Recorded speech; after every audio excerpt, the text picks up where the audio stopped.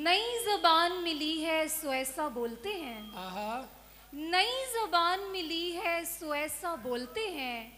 शुरू में तो सभी उल्टा सीधा बोलते हैं। वाह वाह वाह वाह वाह। खुदा करे कि कभी बात भी ना कर पाएं ये जितने लोग तेरे आगे ऊंचा बोलते हैं। उसे कहा था कि लोगों से गुफ्तगू ना करे। वाह वाह। उसे कहा था कि लोगों से गुफ्तगू ना करे। अब उसके शहर के सब लोग मीठा बोलते हैं। वाह वाह वाह वाह। बहुत शुक्रिया।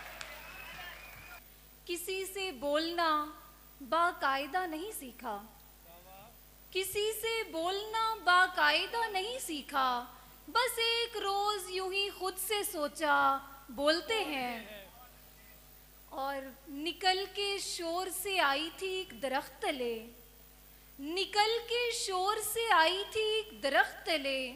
मगर यहाँ तो परिंदे भी कितना बोलते हैं।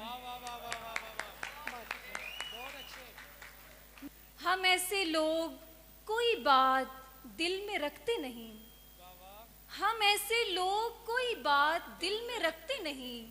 किसी से कोई गिला हो तो सीधा बोलते हैं। बहुत शुक्रिया।